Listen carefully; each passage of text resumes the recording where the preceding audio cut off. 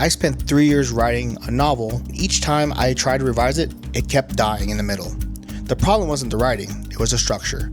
And how I explain to you why the 3-act structure is probably killing your novel. Hello everyone, welcome back to the channel. I'm Santos, sports journalist and aspiring writer, working on my cyberpunk samurai tale called Project Blade. You probably remember the 3-act structure from your English class, at least one of them. I know because I taught it when I was a teacher so many times that I can't even recall the count. But one writing guru, John Truby, who wrote An Anatomy of a Story, says that the 3-act structure is hopelessly simplistic and in many ways just plain wrong. So if you ever felt stuck in the middle of your story or trying to find plot points because the 3-act structure says so, this video is for you. But first, let's explore the problems with the 3-act structure. The problem with the 3-act structure? It's limiting and simple. Truby argues that it's too general to write a complex narrative. For example, if you were to take a romance or detective story, you already in the back of your mind know how that story will go. Similarly, the Save the Cat method, which is an extension of the 3-act structure, moves beyond the simple points of that structure and adds 15 specific beats. It also has targeted percentages and page counts for each respective beat. I don't know about you, but that truly feels like, a science experiment with writing and making this math formula that really shouldn't exist. I know because I used that method when I was writing my first novel. Truby would argue that the Save the Cat method is even more rigid because now you're just taking this really nebulous idea of the 3-act structure and putting specific beats and percentages and numbers to it. Rather than focusing on the character's growth at each point, you're looking at merely moving the plot forward, and you're rather checking off a box rather than actually explaining why this is happening and whether or not this has any impact on the character's development. The final problem with the 3-act structure is ultimately what happens in the middle. Authors like to rush from Act 1 to Act 3, and sometimes Act 2 can be a slog for some. I know it was when I was writing my first novel. Now, while Save the Cat offers you ways to approach this by giving you cool names like Fun Games and Baddies Close In, it's still a formula without any explanation.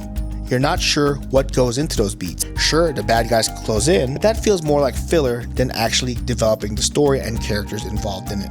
Once again, you're merely checking off a box rather than developing the story. Both methods tell you what to put in rather than why to put it in. When working on my first novel, naturally I was looking for the easy way rather than the long, harder way. So I went back to basics and went to what I knew, which was a 3-act structure, bought Save the Cat, and started reading it. Now, a lot of people know I've been writing this novel for the longest time, and it followed the Save the Cat method.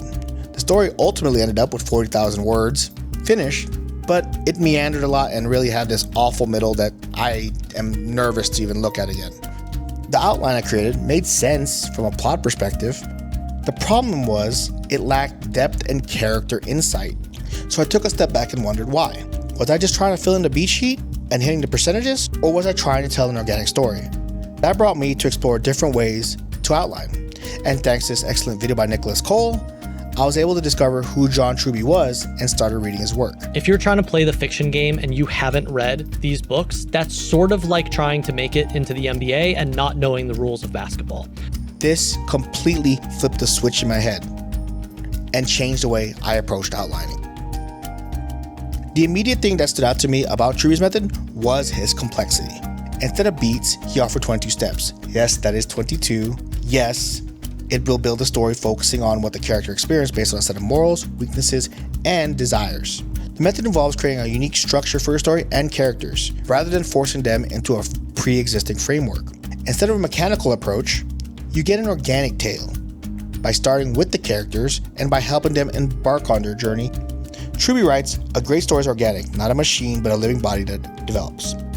The development of the story comes purely from the characters' transformation internally and their choices. The hero's flaws aren't mere details that you can throw away in the story, but rather they're the heartbeat of the plot.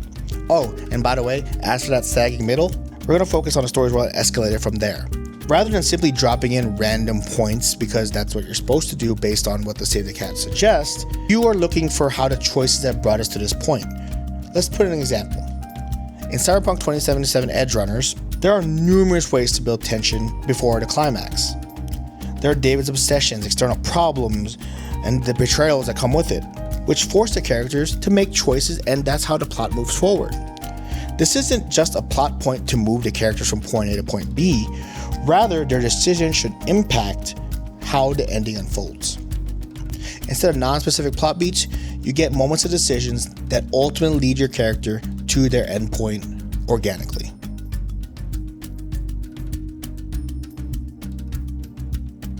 Some of you are probably saying, wow, that's cool, but that seems like a lot.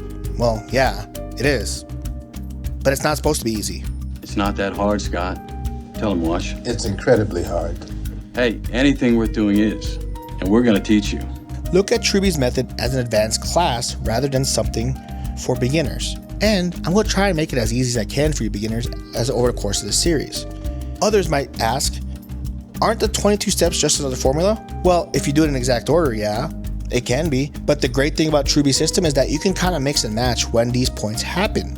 Some stories will have 15. They don't always have to include 22. So it basically means you can kind of freestyle how you want as long as you're building based off what the character's wants, needs, desire, and moral argument is. You have to start with the characters before moving forward. And the second thing about that is that it's not a checklist. It's not rigid. It's very flexible if you think about it. You want to put this step up here? Sure, go for it. It just doesn't really change as long as the narrative flows properly. As long as it makes sense over the course of the flow of the narrative, then you can move these beat steps around and make ultimately a story that is in your own structure. And lastly, I thought about you pantsers. Truthfully, do as you do. Write your story. Don't change a thing. It's when you're editing is when you apply the structure of Truby's outlining. Once it's done, you can actually apply everything that Truby talks about in his book. Problem with a meandering plot? Well, develop the characters a little deeper in their internal motivations and everything else that kind of drives them toward their story. Middle feels a little saggy? Well, look at it from the perspective of how did the choices affect the point to get to that area? And how can we kind of add more decision choke points to kind of create a more organic tale? There are numerous ways to approach Truby's system. For pantsers, it's just a matter of doing it after the fact rather than before the fact. And if you're a plotter, you outline before, of course. Honestly, John Truby's methods have made outlining significantly more time-consuming, but has made the back end of writing a lot easier. I'm able to see how the character operates and kind of write it as the story is happening and go with the flow and kind of enjoy the whole discovery writing part that people love about being a pantser. But Truby's method isn't a magic bullet. There really isn't one. The more you understand differences in how to tell stories and approach and have these tools in your toolbox, then you're able to kind of combine the three in some crazy Frankenstein's monster to create an awesome story. You can always put Truby's 22 steps in the 3-act structure. He does it a lot when it comes to pitching movies. Remember, the goal of writing is to write a compelling story and not check off those magical plot points. Ultimately, whether or not you like to outline or not is really up to you, but using John Truby's method can kind of take your story from being just a simple plot and make it more rich and complete with a plot-driven character and character-driven plot. It just makes a circle that everyone loves. And if you want to see this in action, I did this outline method in 48 hours, and you can check out that video right here. And thanks for watching.